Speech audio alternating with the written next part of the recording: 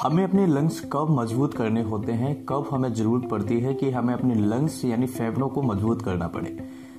जब हमारे शरीर में ऑक्सीजन की कमी हो या हमें ऑक्सीजन की थोड़ी बहुत ज़रूरत पड़ती हो या इसके बाद हमारे लंग्स में कोई इन्फेक्शन हो या हमारे फेफड़े ऑलरेडी वीक हो, तो ऐसे सिचुएशन में हमें लगता है कि हमें फेफड़े स्ट्रॉन्ग करना चाहिए या फिर हमें लगता है कि हमारे लंग्स स्ट्रॉन्ग होने चाहिए और हम पहले से ही प्रिपेयर होते हैं या पहले से ही कोई ना कोई एक्सरसाइज करना स्टार्ट कर देते हैं।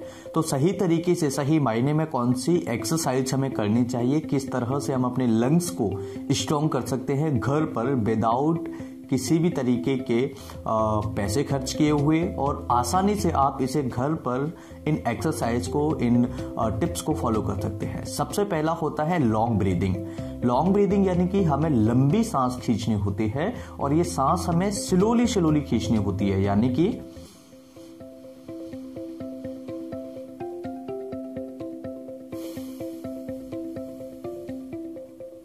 ये सांस हमें स्लोली खींचनी होती है और स्लोली ही छोड़नी होती है। इसे हम कई बार वैली एक्सरसाइज भी बोलते हैं। वैली यानी पेट। जब हमारा पेट बाहर निकलता है और जब हम सांस को छोड़ देते हैं तो ये पेट हमारा होता है अंदर चला जाता है। तो इस तरह की एक्सरसाइज से क्या होता है कि हमारे लंग्स के अंदर ऑक्सीजन प्रॉपर मात्रा में पहुंचता है और हमारे लंग्स जो होते हैं वो एक्सपेंड हो जाते हैं, यानी कि पूरी तरीके से खुलने स्टार्ट हो जाते हैं। जब हमारे लंग्स पूरे तरीके से खुलना स्टार्ट होते हैं तो लंग्स का हर एक हिस्सा, हर एक छोटा पार्ट भी काम करना स्टार्ट कर देता है, जिससे कि हमारे शरीर के अंदर काफी सारे चेंजेस देखने को मिलते हैं। हमारे लंग्स जो हैं स्ट्रॉन्ग यानी मजबूत हो जाते हैं। दूसरी एक्सरसाइज होती है रेस्पिरोमीटर। ये मेरे पास एक रेस्पिरोमीटर है। ये आपको 150 से 200 रुपए के आसपास मिल जाएगा और अगर आपकी मेडिकल पे कोई पहचान है तो कम में भी आपको मिल सकता है। इसे यूज करने का सबसे अच्छा तरीका क्या होता है कि हम इस पाइप से सांस को खींचते हैं। जैसे ही हम ये जो वॉल है ऊपर चला जाएगा तो ये 600 सीसी होता है पर सेकेंड, और ये दूसरा येलो चला जाएगा तो 900 सीसी है, और ये ग्रीन वाला भी चला जाएगा तो ये 900 के बाद 1200 सीसी होता है, जो कि नॉर्मल होता है। तो इजी तरीके से हम इसे कर सकते हैं। जैसे कि मैं आपको एक एग्जांपल देता हूं।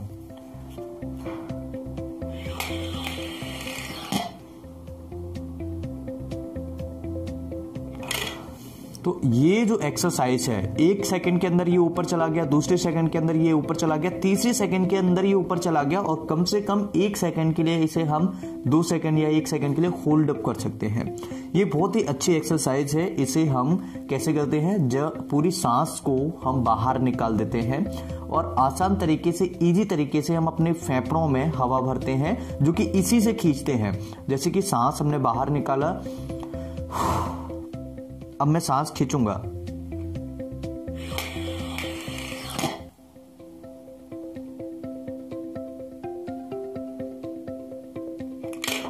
तो ये एक्सरसाइज जो है आप दिन में 2-3 बार कर सकते हैं, 4 बार कर सकते हैं, और ये कम से कम दिन में 3 बार आप कर सकते हैं, जिससे कि आपके जो लंग्स हैं पूरे तरीके से मजबूत हो जाएंगे। और जिन मरीजों को COPD है, अस्थमा है या लंग से रिलेटेड कोई क्रॉनिक बीमारी है तो उन्हें एक बार डॉक्टर से कंसल्ट जरूर कर लेना चाहिए, क्योंकि उनके अंदर उनके लिए थोड़ा सा ये एक्सरसाइज में कमी कर दी जाती है और डिफरेंस जो होता है यानी ड्यूरेशन जो होता है वो भी अलग कर दिया जाता है। इसके बाद में हम बात करते हैं तीसरी एक्सरसाइज के बारे में। हमें जो सांस छोड़नी है वो स्लोली छोड़नी है और पूरे फेफड़ों को यानी पूरे लंग्स के अंदर जितनी हवा है उसे आउट कर देना है। तो जैसे कि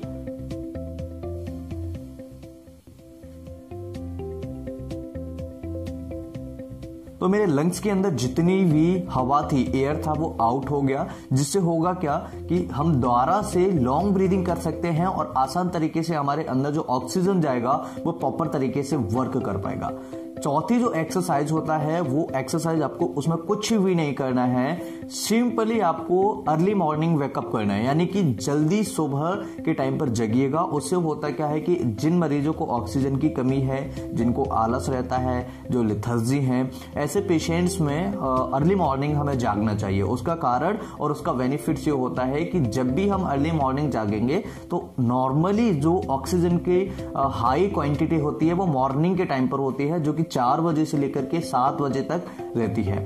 फिर उसके बाद में क्या होता है, काफी लोग जाग जाते हैं 7 बजे के बाद में, तो उसकी जो क्वांटिटी होती है ऑक्सीजन की वो धीरे धीरे कम होने लगती है और जो फ्रेश ऑक्सीजन है वो 7 बजे के बाद कम मिलता है।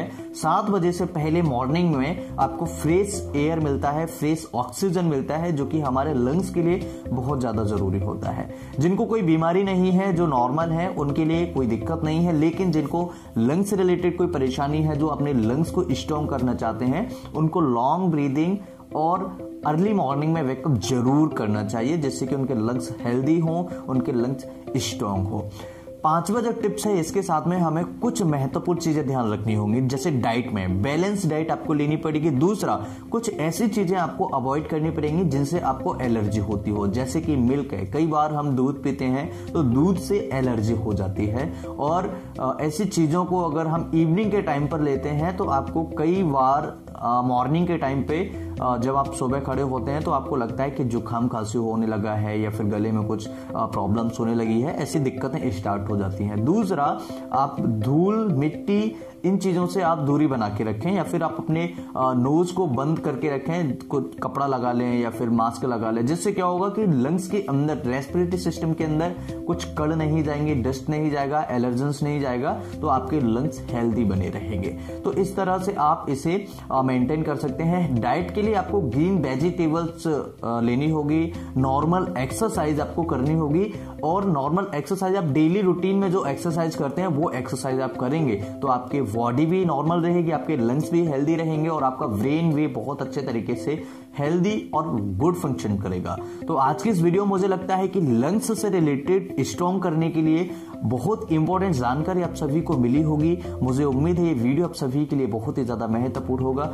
इस वीडियो को लाइक जरूर करें, शेयर करें, अपने दोस्तों के साथ जरूर से जरूर शेयर करें, क्योंकि ये महत्वपूर्ण जानकारी, इजी टिप्स विदाउट किसी पैसे खर्च किए हुए आप घर पर इन टिप्स को फॉलो कर सकते हैं और अपने लंग्स को हेल्दी बना सकते हैं। मैं फिर मिलता हूं इसी तरीके से नई वीडियो में, तब तक के लिए नमस्कार। Thank you for watching, have a nice day.